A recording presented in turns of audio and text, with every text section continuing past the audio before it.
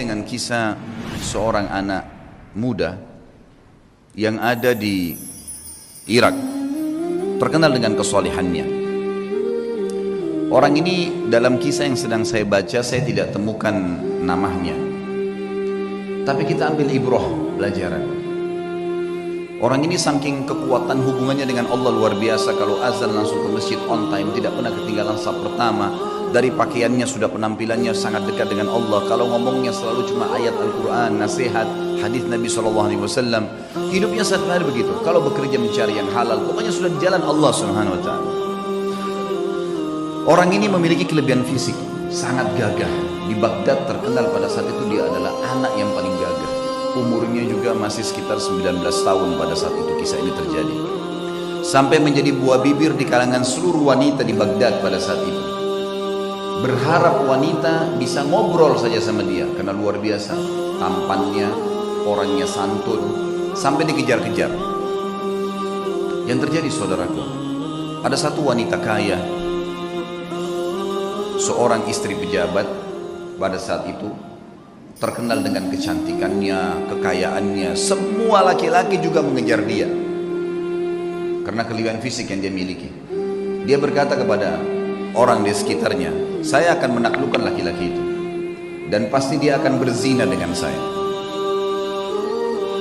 Yang terjadi saudaraku, dibuatlah sebuah tipu daya syaitan di depan rumah orang ini, perempuan ini. Kebetulan waktu suaminya lagi pergi bertugas keluar kota, dan zaman dulu orang kalau tugas berbulan-bulan dan Allahu a'lam bisa kembali atau tidak, karena memang mereka pada zaman itu tidak ada komunikasi, tidak ada transportasi kayak kita sekarang, tidak ada alat komunikasi menurut saya yang bagus seperti sekarang, dan tidak ada transportasi. Ini jelas dia lagi di rumahnya, dia berhias dengan semaksimal mungkin, kecantikan yang dia miliki dengan semerbak minyak wangi yang luar biasa. Kemudian dia bilang sama dayang-dayangnya, kalau anak muda itu lewat di depan rumah, bilang kalau di dalam rumah ada orang yang sedang sakit dan tidak ada laki-laki yang bisa bantu, tolong bawa ke tabib.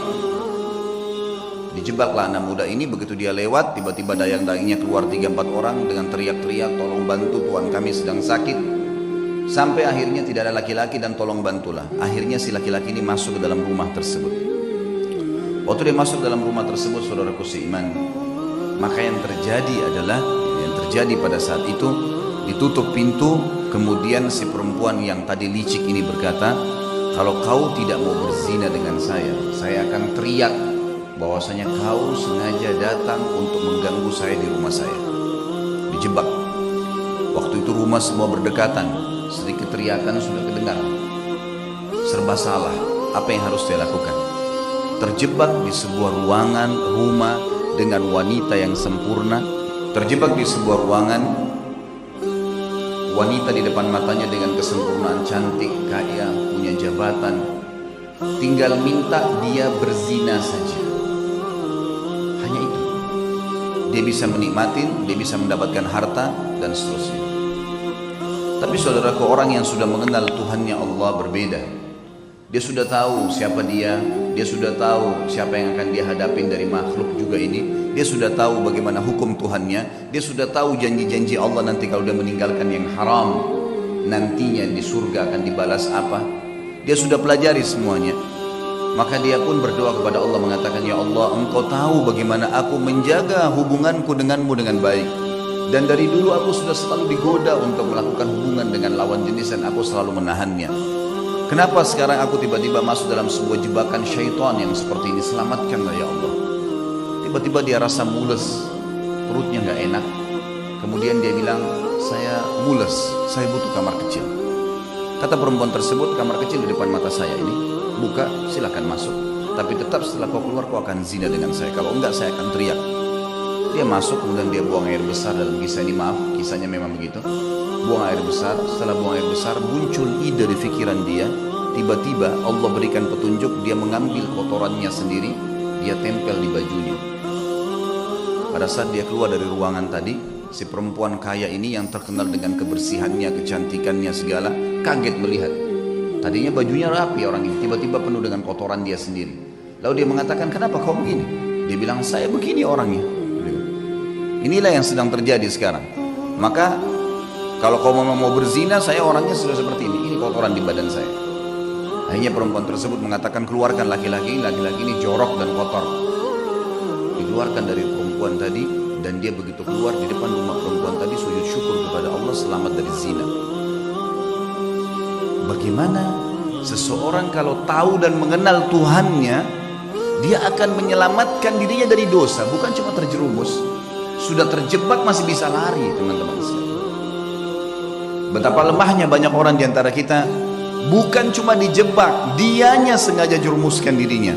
Padahal sabda Nabi SAW jelas dalam hadis Bukhari, kalau seseorang hamba berbuat dosa, satu dosa kecil, tertetes di dalam hatinya titik warna hitam, kelam. Kata ulama hadis begini, maksudnya apa tetesan hitam itu?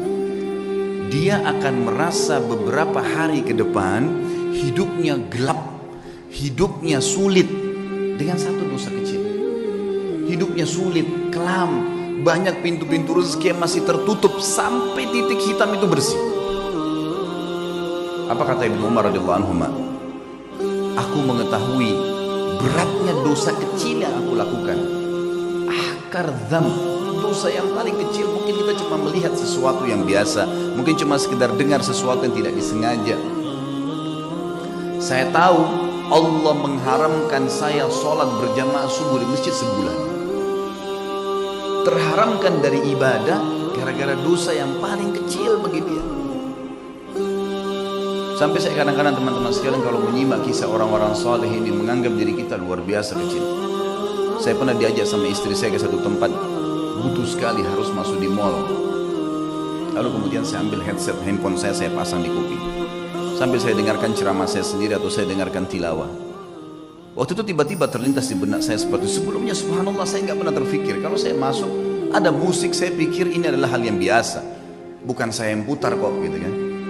Tapi setelah saya simak kisah-kisah orang soleh ini dan saya pahami makna hadis tadi yang saya sebutkan, ternyata titik noda hitam di dalam hati dari dosa itu walaupun kecil sudah cukup mengharamkan kita dari nikmatnya ibadah yang luar biasa, kan? Sampai saya pasang headset tersebut, saya putar. Saya belum menasihati istri saya karena saya sendiri juga masih bilang saya sendiri masih butuh itu. Sambil jalan, kemudian selesai belanja kami keluar dari mall, lalu dia tanya, kenapa tadi pakai headset? Saya bilang, bukan tadi kamu dengar musik di sana sini? Dia bilang iya, tapi kan bukan kita yang putar. Saya bilang iya. Ingat, dosa itu seperti segelas racun. Kamu tahu atau tidak tahu itu racun, tetap akan berefek. Saya tidak mau nodai iman saya. Betul-betul memang saya rasakan sendiri selama ini, subhanallah, kalau saya jalan ke mall dan dengar musik pun, begitu pulang berbeda ibadahnya. Ada gangguan di ibadah sholat malam, ada gangguan di bacaan Al-Quran, ada gangguan di ibadah-ibadah yang lain. Dan itu nyata memang, subhanallah. Makin kental kita jaga hubungan dengan Allah subhanahu wa ta'ala, makin jeli kita hati-hati dalam menjaga hubungan dengan Allah, maka makin kental hubungan dengan Allah subhanahu wa ta'ala, makin terasa tuh kenikmatan imannya. Makanya syaitan berusaha untuk mengelabui itu. Bagaimana caranya supaya bisa rusak itu?